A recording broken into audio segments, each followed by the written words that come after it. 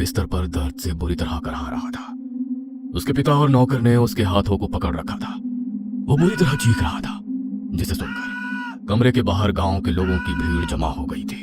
आ, आ, ये दर्द मुझसे बर्दाश्त नहीं हो रहा माँ, प्लीज मुझे कोई चाकू ला दो, मैं इसे काट कर बाहर निकाल दूंगा, प्लीज मेरे हाथ छोड़ दो। अचानक विजय ने झटके से अपना हाथ नौकर श्याम से छुड़वाया और दौड़कर सामने टेबल पर रखे इंक पेन को उठा लिया। उसने एक नजर उस पेन को घूर कर देखा। वो चीखते हुए उसे अपने सीने में घोंपने ही जा रहा था कि तभी उसकी मां ने आकर पेन उसके ऐसे ही रोमांचक स्टोरी सुनने में मजा आ रहा है तो चैनल को जल्दी सब्सक्राइब करें। का पढ़ा लिखा लड़का था। MBBS खत्म करने के बाद MD कर रहा था। पूरा परिवार बेटे की सफलता के कारण सीना फुलाए घूम रहा था कि एक रात कुछ ऐसा हुआ जिसने विजय के परिवार की कुंडली बदल कर रख दी। आधी रात का समय था। खाना खाने के बाद विजय अपने कमरे में AC चलाकर चैन से सो रहा था कि सीने में हो रहे दर्द से अचानक उसकी नींद टूट जाती है। उसके सीने में भयंकर चुभन हो रही थी। देखते ही देखते दर्द हद से बढ़ने लगा और 20 डिग्री पर चलते AC के बाद भी विजय पसीने से लथपथ होकर बिस्तर पर लेट कर कराहने लगा। ये कैसा दर्द है जो सीने से कंधों की ओर जा रहा है? ऐसा लगता है कोई रेंगने वाला कीड़ा नसों के भीतर रेंग रहा है। दर्द विजय की बर्दाश्त से बाहर होता जा रहा था। लाख कोशिश के बाद भी अब विजय की चीखें उसके कमरे से बाहर तक सुनाई दे रही थी। बेटा क्या हो रहा है, कुछ तो बताना। तू किसी अच्छे डॉक्टर का पता बोल, हम अभी बुलवाते हैं। अचानक क्या हो गया मेरे बच्चे को? कोई डॉक्टर कुछ नहीं कर पाएगा, ये कोई सामान्य दर्द नहीं है।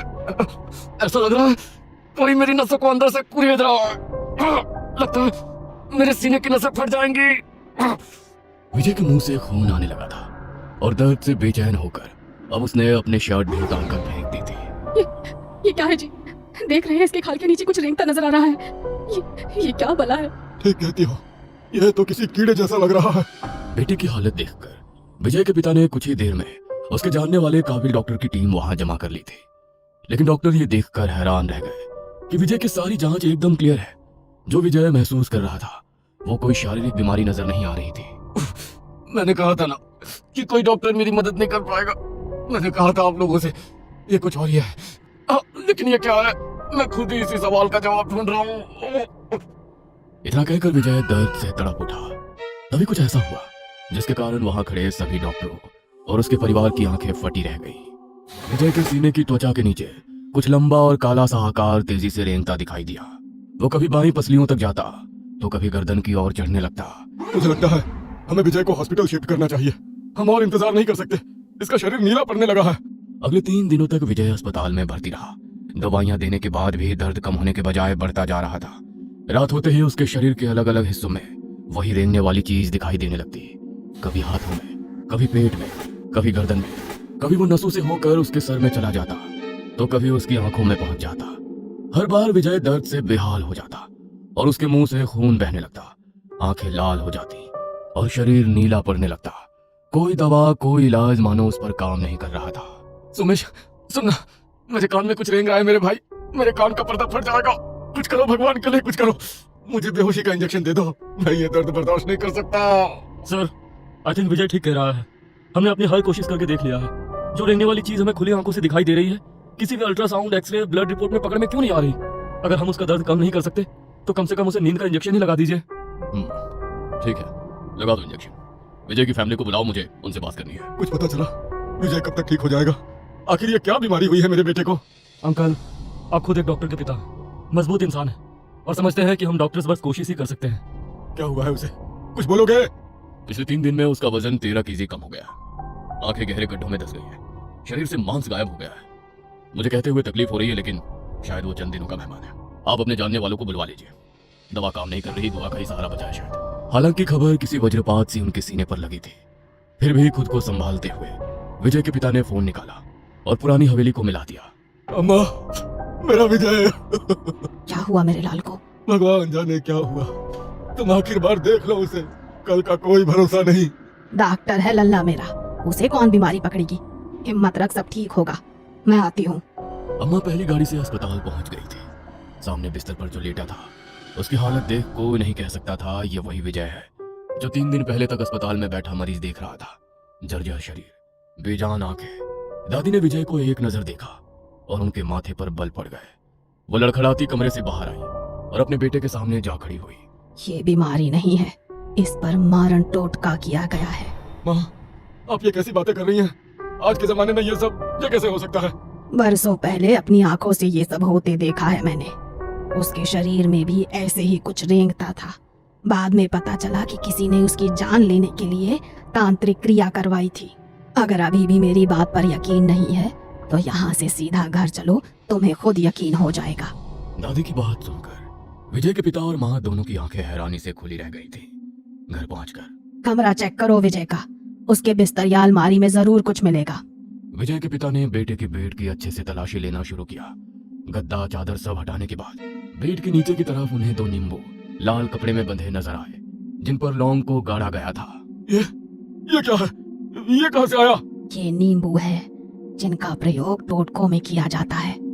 जल्दी ही कुछ करना होगा वरना बहुत देर हो जाएगी। लेकिन माँ, आपको ये सब कैसे पता है? और कौन करेगा मेरे बच्चे पर टोटका? चलो मेरे साथ, ये वक्त बातों में समय खराब करने का नहीं है। किसने किया, क्यों किया, ये बात की बात। अभी लल्ला की जान बचाओ। दादी अपने बेटे सूरज को लेकर एक तांत्रिक के पास पहुंची और उस तांत्रिक को सारी परेशानी कह सुनाई। बाबा ने जल की कुछ बूंदें मंत्र की शक्ति से अभिमंत्रित की और उसे सूरज को देकर कुछ समझाया। सूरज आनंद फानंद में उस जल को लेकर अस्पताल पहुंचा। विजय को होश आ गया था और वो बेड पर लेटा बुरी तरह से करा रहा था। सूरज ने उस जल को विजय के शरीर पर छिड़क दिया। जल की बूंदें गिरते ही विजय अचानक दर्द से चीख उठा।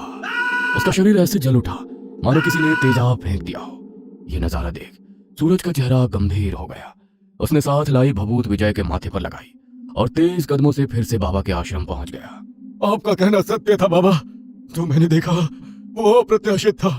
पानी की बूंदें कैसे तेजाब बन गई? किसी ने लड़के पर मारण क्रिया करवाई है।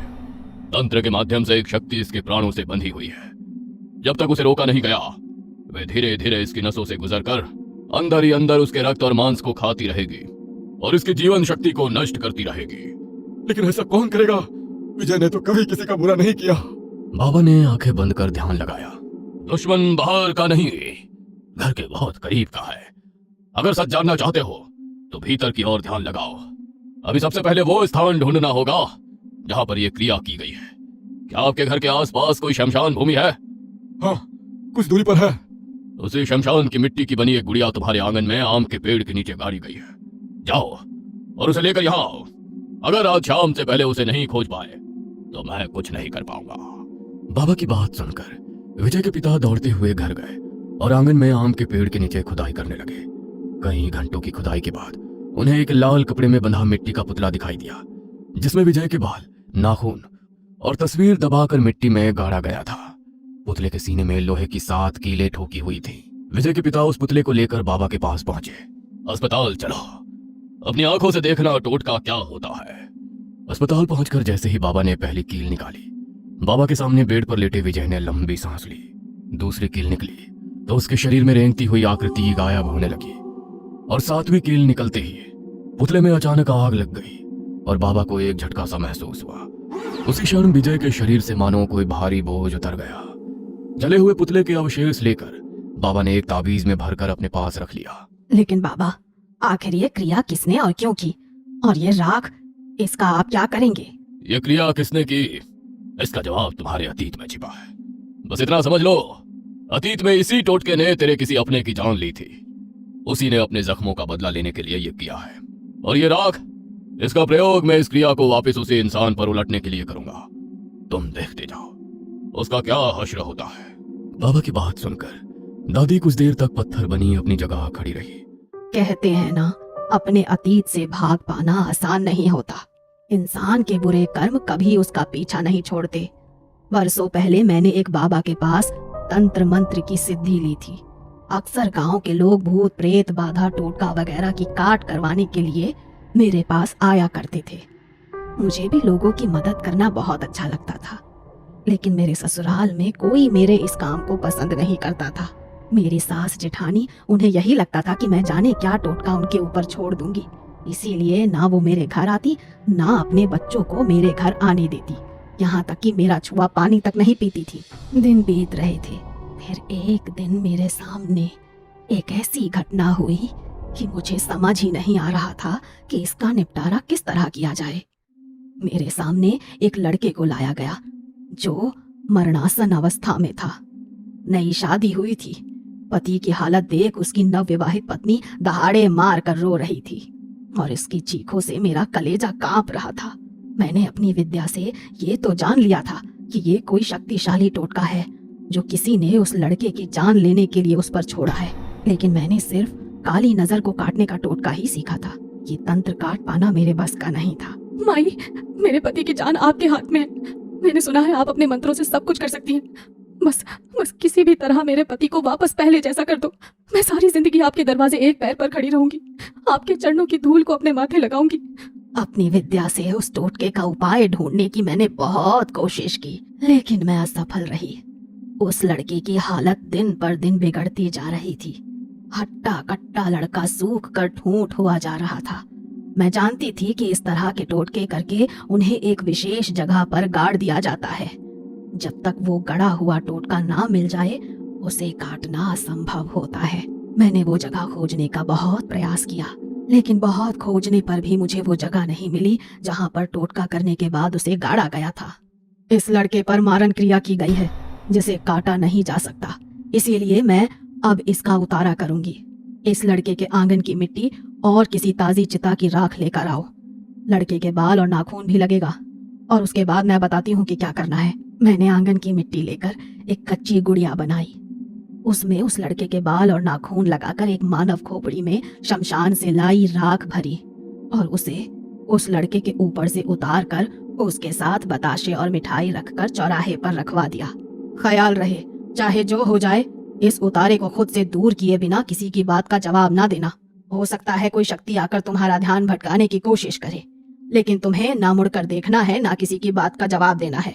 लेकिन ये सामान रखना कहाँ है? गांव के बाहर जो पुराना शमशान है उसके सामने वाले चौराहे पर रखवा देना। उधर आजकल कोई जाता नहीं है। अगले 24 घंटे तक वो शक्ति उस गुड़िया में बंधी है। इस समय जिसने भी उसे छुआ वो उसी के ऊपर हावी हो जाएगी, इसीलिए कोशिश करो निर्जन स्थान पर ही ये रखा जाए। लड़के के पिता दादी के बताए अनुसार भरी दोपहर सारी सामग्री चौराहे पर रखने के लिए निकल पड़े। तभी उन्होंने सुना कोई पीछे से बार बार उनका नाम पुकार रहा था। ये आवाज, कोई मुझे पुकार रहा है शायद। नहीं, ये जरूर कोई छलावा है। मैं पीछे नहीं मुड़ूंगा। खुद को संभालते हुए वे चौराहे की ओर बढ़ रहे थे। अभी वो कुछ ही दूर पहुंचे थे कि उनके पूरे शरीर में भयंकर दर्द होने लगा। गला ऐसे सूख गया कि ऐसा लगता था प्यास से प्राण निकल जाएंगे। अब उनसे 1 इंच भी आगे ना हिला जा रहा था, जैसे कोई शक्ति उन्हें वहां जाने से रोक रही थी। लाख कोशिश के बाद भी उसकी हिम्मत जवाब देने लगी और उसने ये उतारा गांव से बाहर रखने की बजाय दादी के घर के पास वाले चौराहे पर ही रख दिया और फिर वो लौट आया। लेकिन उसने दादी को ये नहीं बताई कि उतारा रखने वो गांव के बाहर नहीं गया। उस रात पूरा गांव अपने घर में खाना खाकर आराम कर रहा था। न जाने उस रात होने को क्या मंजूर था। सबके सोने के बाद दादी के जेठ का 18 साल का बेटा दादी के घर आने के लिए निकल पड़ा। रास्ते में वही चौराहा पड़ा जिस पर उतारा रखा गया था। एकाएक उसे सामने से एक गाड़ी उसकी ओर आती हुई नजर आई। खुद को बचाने के चक्कर में दीपक का पांव उस टोटके से जा लगा और अचानक उसकी आंखों के आगे अंधेरा छा गया। वो उसी पल जमीन पर गिर पड़ा। पूरे गांव में शोर मच गया। हर जुबान पर यही बात थी कि चाची ने टोटका करके अपने ही घर के बेटे की जान ले ली। ये सुनकर दादी के पैरों तले जमीन खिसक गई। वो लड़का जिस पर दादी ने उतारा किया था वो मौत के मुंह से लौट आया था, लेकिन दादी का अपना बच्चा दीपक, उसे बचाने के लिए दादी कुछ ना कर सकी। उस दिन उसने मौत का वो मंजर देखा कि सोचकर आज भी उसकी रूह कांप जाती है। उसे खून की उल्टियां होने लगी। इससे पहले कि कोई कुछ कर पाता वो सबको छोड़कर चला गया। मुझे इतना गहरा सदमा लगा कि मैंने इस काम से सदा के लिए हाथ खींच लिए। मेरी जेठानी ने अपने बेटे की मौत का जिम्मेदार मुझे माना। पूरा परिवार मेरे खिलाफ था। इसके टोने टोटके ने मेरे बच्चे की जान ले ली। गायन है ये, मेरे बच्चे को खा गई। वो मुझे बद्दुआ दे रही थी, लेकिन मैं पत्थर बनी वहां खड़ी थी। आखिर वो माँ थी। उनके लिए वो क्षण उनकी अपनी मौत से भी ज्यादा कष्ट देने वाला था। इस कलंक से अपने आप को दूर करने के लिए ही हम यहाँ दूसरे कस्बे में आकर रहने लगे। मैं तो वक्त के साथ सब भूल गई, लेकिन शायद वो कभी नहीं भूली। बरसों बीत गए, उम्र गुजर गई, लेकिन उनके बेटे की मौत का जख्म शायद कभी भरा ही नहीं। और इसीलिए अपने जवान बेटे की मौत का बदला लेने के लिए उन्होंने ये सब किया। वो मुझे भी वही तकलीफ देना चाहती है जो उन्होंने सही। तो चिंता मत कर, अब मैं ये मरण तंत्र उसी पर उल्टा कर दूंगा जिसने विजय पर यह टोटका किया था। ऐसी मौत होगी उसकी कि 7 पुश्तें किसी पर तंत्र कराने से पहले सोचेंगी। नहीं, उन्होंने अपने बेटे की मौत का पहाड़ जैसा दुख देखा है। मुझे उनसे कोई शिकायत नहीं। कुछ दिन पहले ही पता चला था उनका अंतिम समय नजदीक है। शायद मरने से पहले वो अपना बदला लेना चाहती थी ताकि सुकून से मर सके। जाने दीजिए बाबा, मेरा बच्चा ठीक हो गया, मुझे और कुछ नहीं चाहिए। कुछ महीनों बाद विजय पूरी तरह स्वस्थ हो गया था। पहले की तरह अपनी पढ़ाई करने लगा था। दादी की बात सच थी। कुछ ही दिनों में दादी की जेठानी की मौत की खबर भी सुनाई थी। शायद उनके प्राण इसी में अटके थे कि वो अपने जवान बेटे की मौत का बदला लिए बगैर ये दुनिया नहीं छोड़ पा रही थी। कहने को सब ठीक हो गया था, लेकिन आज भी उस रात को याद करके विजय, उसके माता पिता और दादी कांप उठते हैं। विजय तो मारण क्रिया से बच गया, लेकिन क्या हर व्यक्ति इतना भाग्यशाली होता है? क्या आपने कभी चौराहे पर टोटका रखा हुआ देखा है?